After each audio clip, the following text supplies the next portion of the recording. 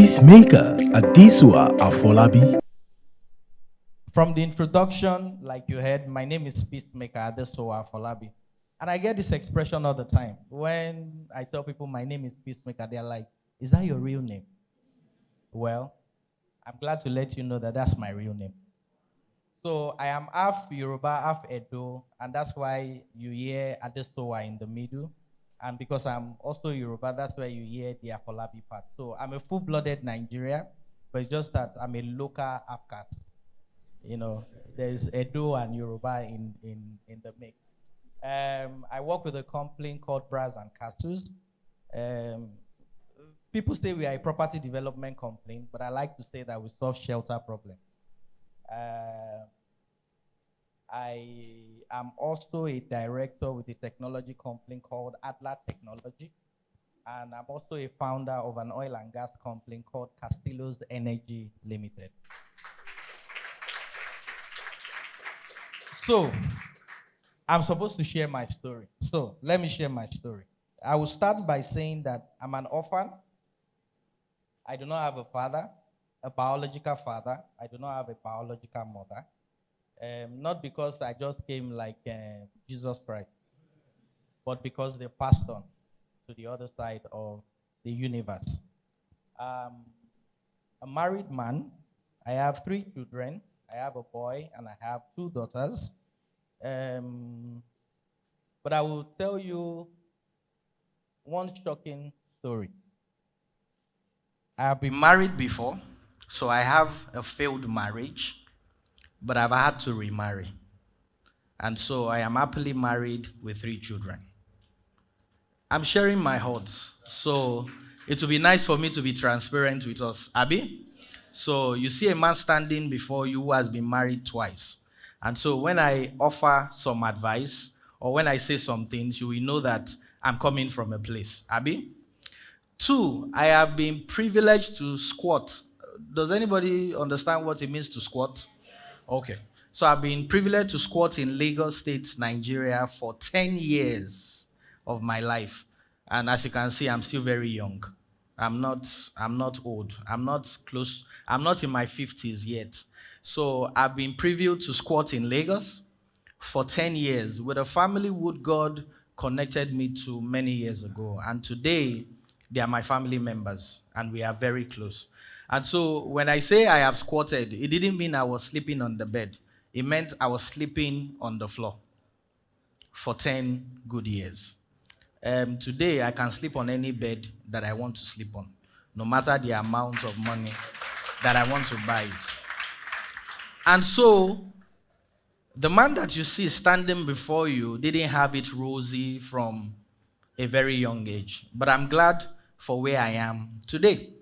And I believe it is part of the reason why Wise Man feels that I need to come and share with us the journey of my life.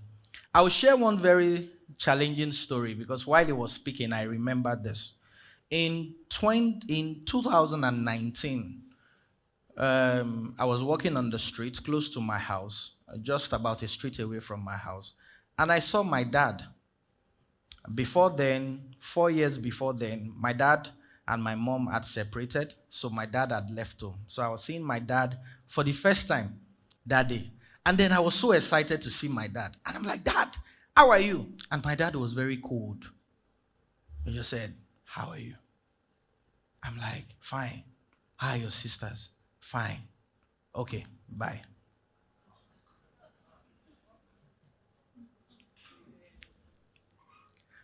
Four days later, my dad passed on. So I had to remember that story.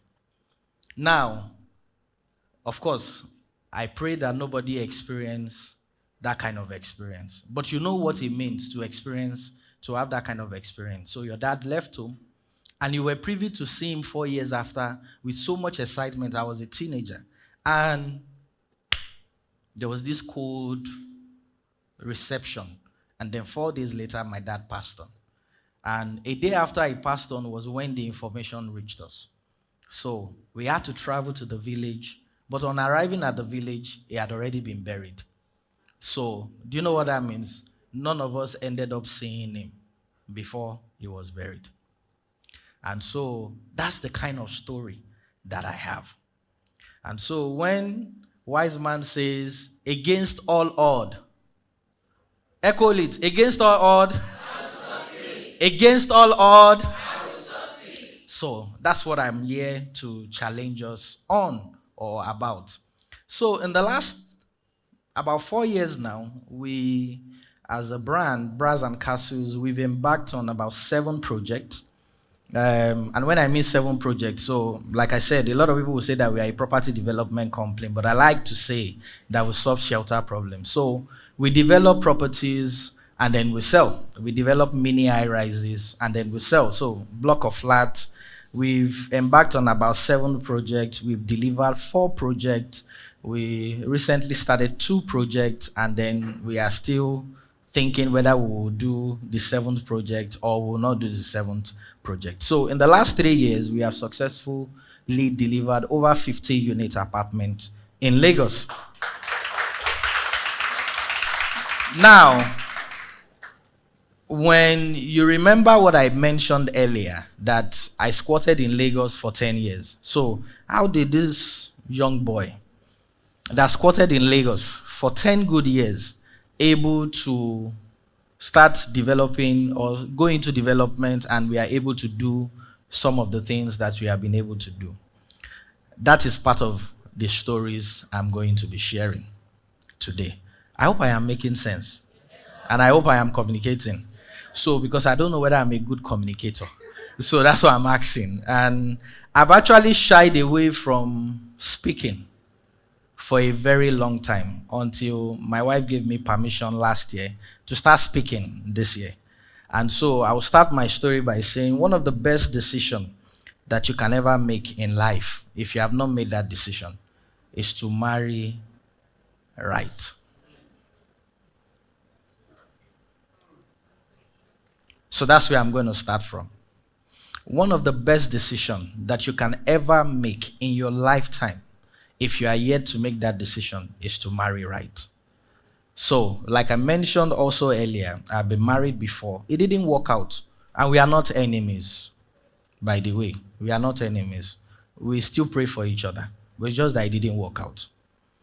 But marrying my wife brought so many transformation into my life because I married right. And so if I had the opportunity to marry the 3rd time, I will marry my wife. But because I don't have the plans to marry the 3rd time, so I will just enjoy my wife. That singular decision will determine how far you will go in life. It will determine how much of success that is going to come to you. Now, it doesn't mean that you are not going to have challenges. It doesn't mean you are not even going to fight each other. But it just means that you know that, me and my wife, sometimes we tell ourselves this funny thing. We'll say that, you see, in a year, I me and you there. We know they go anywhere. Because when we have those misunderstandings, sometimes you will feel like, blah, blah, blah, but I lie. So we use that to now calm us. And when we remember that we are not going any other way, we will settle the differences. However we want to settle the differences. But I will tell you that the successes that I have achieved today, a lot of them are instrumental to my wife.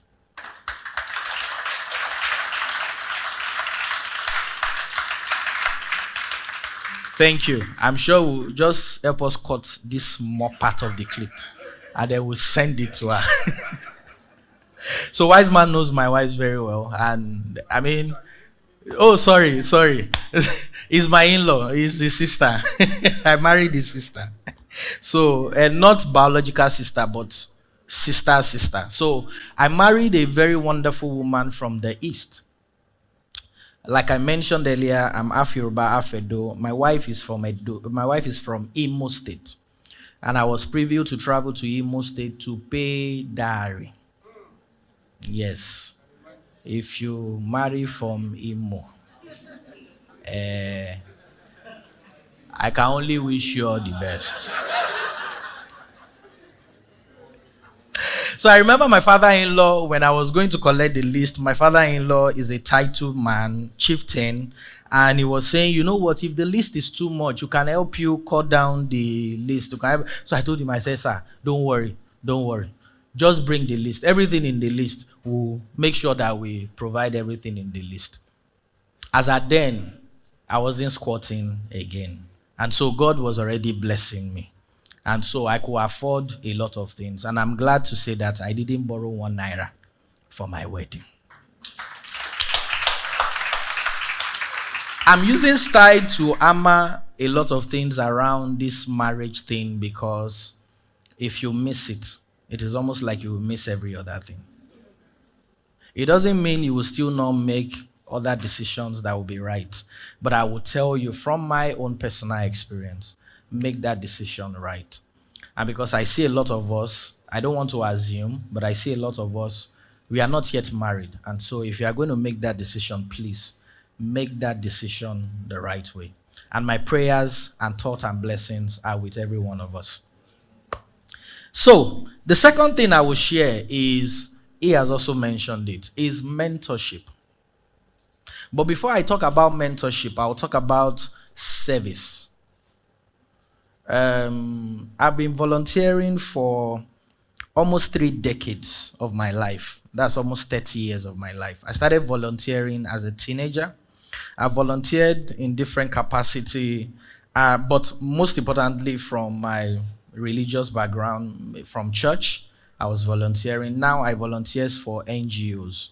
But I discovered along the line that my volunteering or my serving others bet about a lot of things for me. I then started discovering a lot of things that I didn't know that I could do.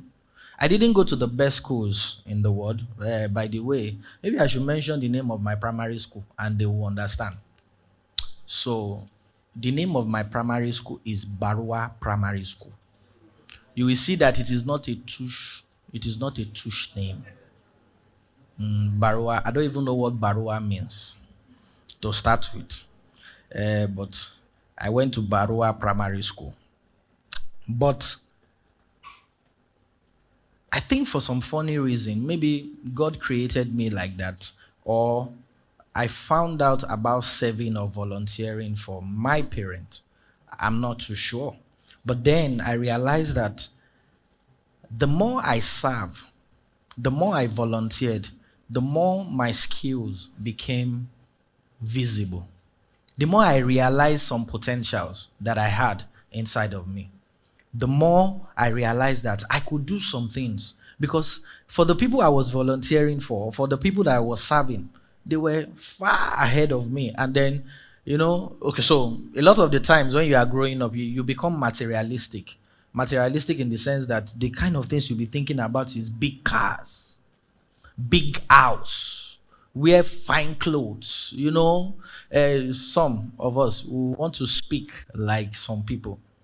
So if you were meeting a British for the first time, when they talk the first way, you say, eh?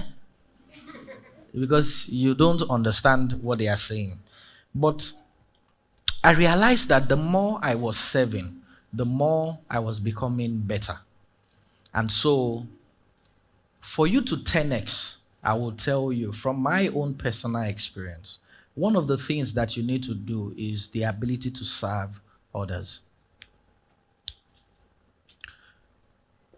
I'm not sure I'm able to say what it will do to you in totality, but I can tell you for free that it will help you discover yourself. It will help you discover yourself. And so, you are young, you are agile, you have the energy, you have the zeal. One of the things that we encourage you to do is to serve others. In the process of serving, you will have mentors. Because when you are serving, you are giving. And I know that a lot of us have been wired wrongly, because the only thing we want to do is that we want to collect. We want to collect.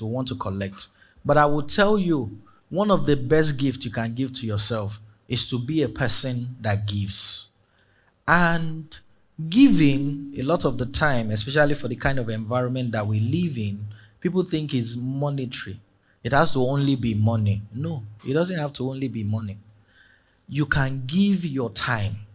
Because when you work in an office, for example, and they pay you salary, they pay you salary because of your time, they pay you salary because of your skill.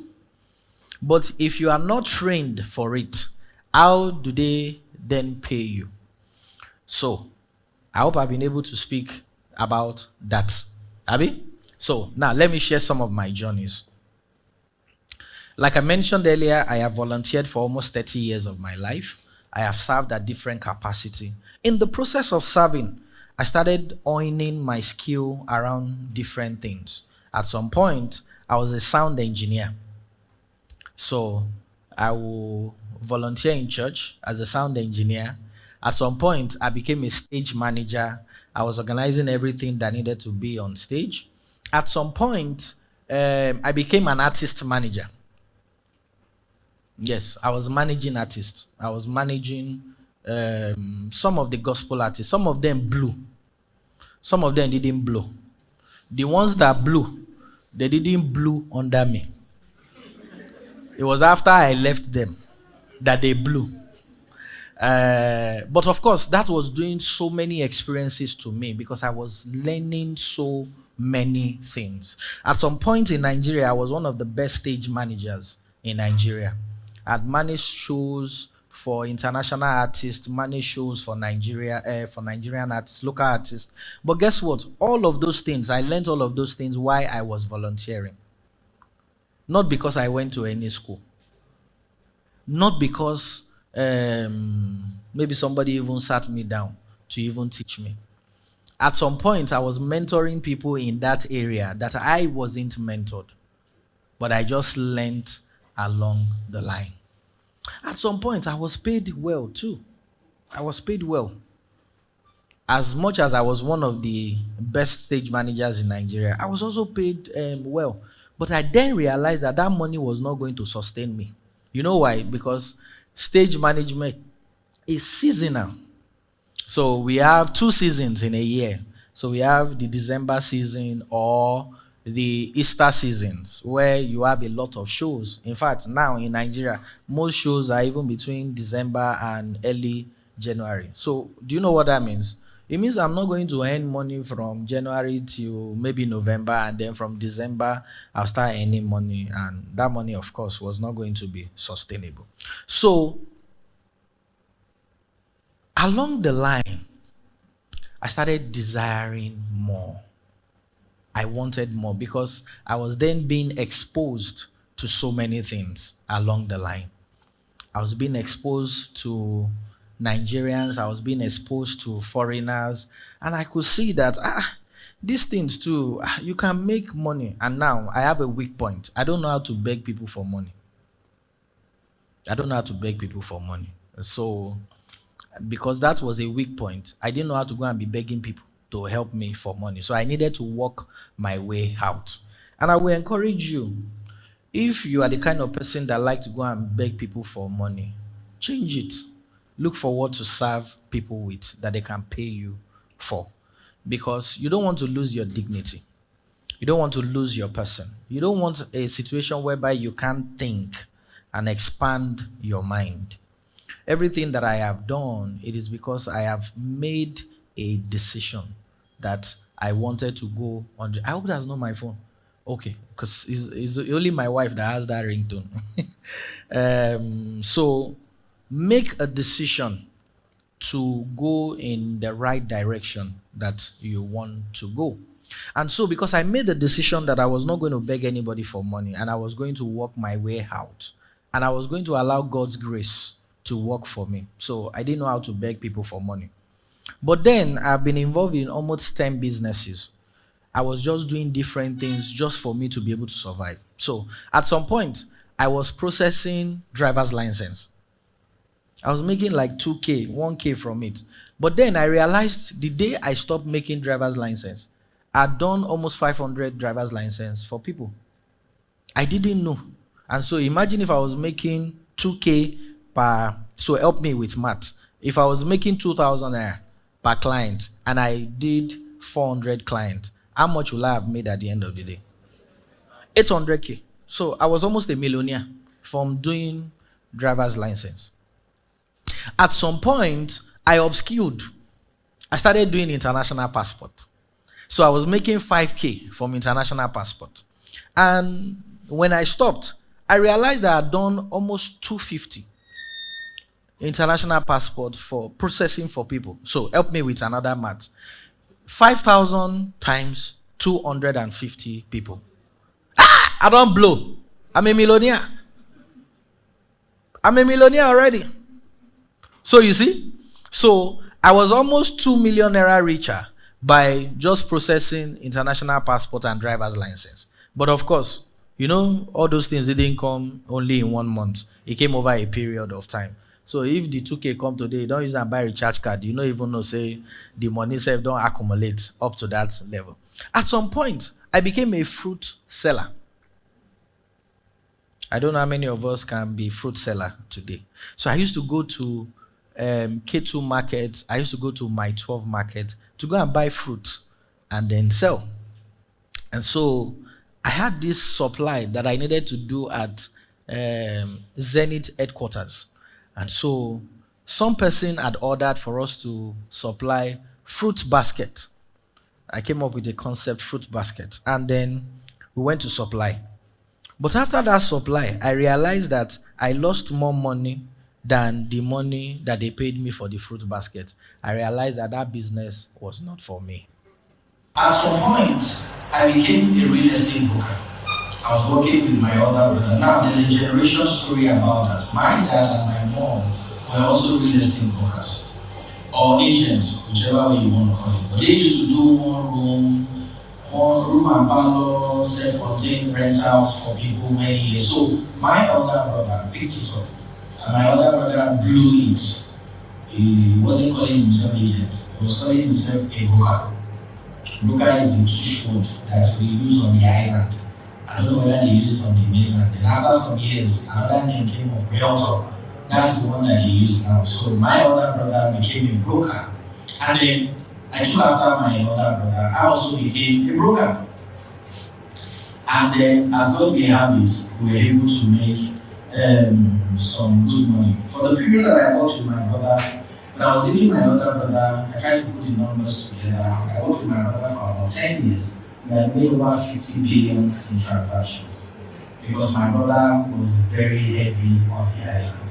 So you could do one transaction, 1 billion. So, I mean, for the 10 years, if you do 50 transactions, that's already over. But it didn't mean that we made 50 billion. Please, get me right. We sold properties worth over 50 billion. It's not like I'll be going out, some people have a salary and we have all the billions in the show. But that's a joke. That's a joke. And so I took it from my brother. But along the line, I wanted more. Now, you see, all my journey has been birthing different desires in me. Do you know what that means? When you do not start a journey, you do not have a desire. When you do not start a journey, you do not have a desire. And guess what? If you have a desire today, you can do for something small, and then the thing starts growing. And so if you are idle today, my key to you is find something to do. And when you come to conferences like this, the idea is that we want to charge you up from where you are now to get to a better place, and you can have better decisions. And so if you are confused, I'm sure at the end of today, when any of our speakers finish speaking with us, you will gain direction. And my prayer to us is that we will all gain directions in Jesus' name. Amen. So I'm a Christian, forgive me. Although I don't have any apologies, but that's how we pray. So please just accept me the way I am. Where was I? Yeah. I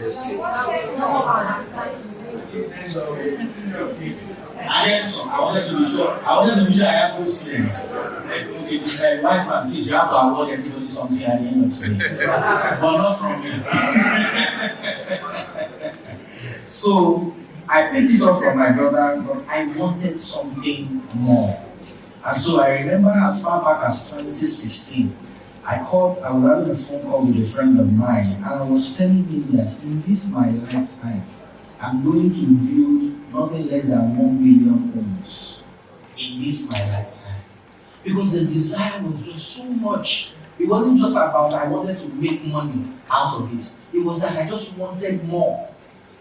I just wanted more. I wanted to be a problem solver. I didn't want to be a spectator. I wanted to be a stakeholder. I didn't just want to be a floor member.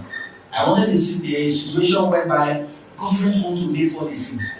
I will be invited to the table to contribute to policy making. So because I wanted more, I started desiring for something like that. Now, this will lead me to the first thing I'm going to be sharing with us, which is mentorship. Mentorship. And so when I had the desire, I didn't know anything about development. I didn't know anything about construction. I only knew that there's a house, or there are houses that you can live in, or there are types of houses. That's the only thing that I know. And by the way, I've lived in some type of houses. I have never lived in some type of houses. I've lived in apartment houses, flats, 1 bedroom, 2 bedroom, 3 bedroom. I've only been hearing anything like terraces, semi-detached or detached houses. I have never lived in any one of them. And so, I had to look for a mentor in that area. Now, my brother was my mentor as a broker, but he wasn't my mentor as a developer. So I needed to look for somebody to mentor me in that area. Unfortunately for me, in 2016, that was when my first marriage failed. And that pushed me, because I spoke to a friend of mine. I said, guy, it don't happen like this, that I need to leave where I am staying. Rent had even expired, no money to even renew rent. And the guy told me to call somebody.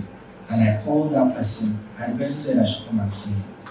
And so when I met the person on the island, somewhere around the Qatar, and the person offered to give me a big key in one of his apartments. Now, that time, I was a big boy. I'm telling you the truth, I was a big boy. I was living in a 3-bedroom flat in Magodo. How many of us know Magodo? I was a big boy. Big boy. But big boy didn't get money. So, do you know what it means for you to be living in a 3-bedroom and then somebody gave you big key? Big key to stay. I'm not sure. There's nothing I can use to measure that big key here. Big key, big key.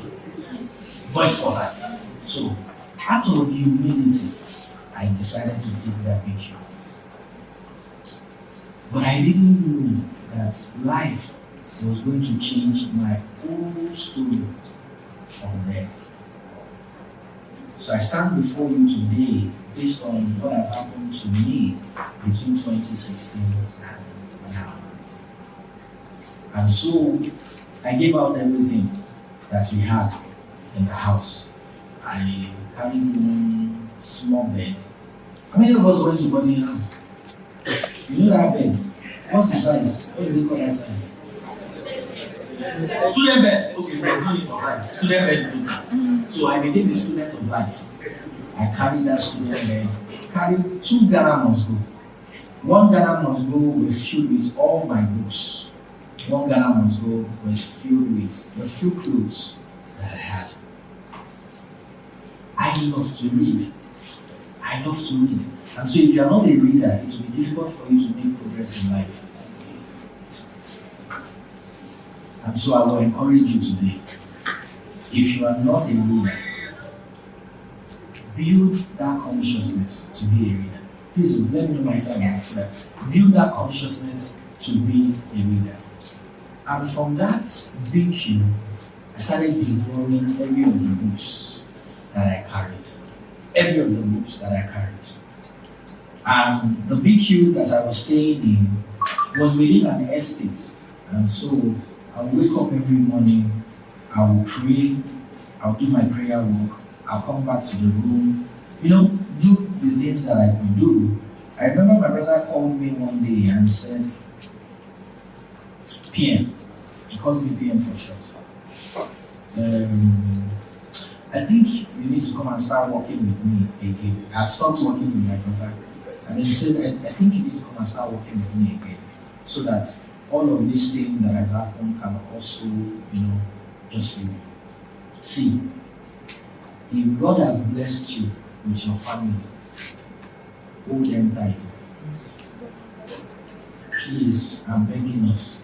If God has blessed you with your family, hold them tight. Is it for me? If God has blessed you with a family, hold them tight. And I thank God that my brother gave me that kind of a push that we had. And I got a mentor, the same man that had given me the BQ was a developer. So you see that one thing had happened that is supposed to be bad, which was my failed marriage. But God was leading me into another thing entirely. And I understudied that man for 5 good years on how to do property development and all of those things. I also had a mentor, who I've also served for many years. And he has also become my mentor even up to today. And by the way, that's my mentor. My real estate mentor is still my mentor to today. So you can see the place of mentorship in your life. And in 5 years, we decided to venture out into our first development. I don't know if the picture of the project that we have done is on the screen. And so this was our first project, second project, third project, fourth project, and then we are just starting our fifth and our sixth project. So it's not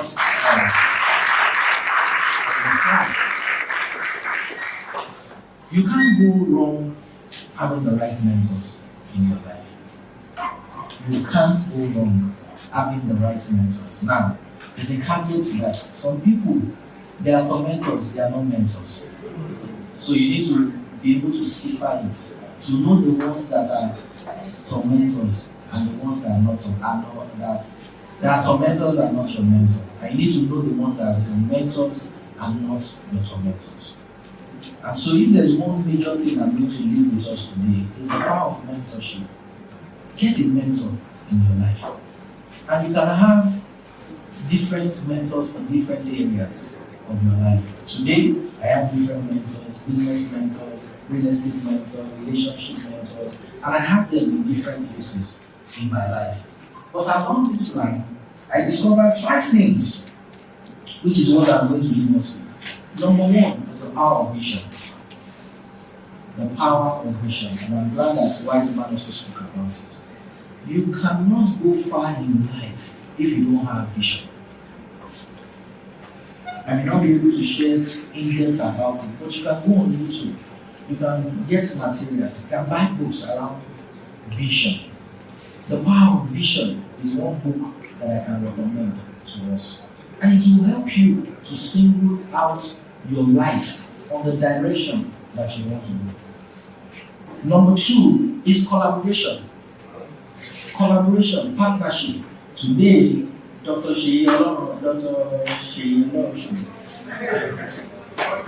Sunday, sorry, forgive me, and Dr. Wisdom Ezekiel. I've been in partnership for over 10 years, and I've known them for those years. And I can tell you that the result that they have today is as a result of that partnership. There's so much that you can achieve as a single person, but there's so much more that you can achieve when you collaborate with people or you are in partnership with people. Remember, marriage is also partnership. And so, if I had entered the wrong partnership, I probably would not be standing before us today, or probably would not have been able to achieve some of the things that we have achieved today. And so, the second thing I will leave us with is collaboration. And you need to study about it. I was telling Sami right that I want to write a book on collaboration, on partnership. Because everything that I have done in life is based on collaboration. It's based on partnership. Including all of our projects, both the delivered ones and the ones that we are doing right now. It's based on collaboration, where everyone can win together. Not only you trying to win. Not only you trying to win. I've talked about mentorship. The fourth thing I will talk about is exposure. Exposure. Don't tell me that because you were giving birth to Inakomojo, you don't know Ireland. I will share a sad story with us. When I was living in Magodo, my next door neighbor, one very lovely Alaji, had built his house on a quarter plot. And one day we got talking. And the man had mentioned to me that the last time he went to the island was 1979.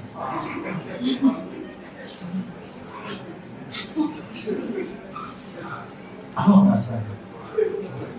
This was 2006.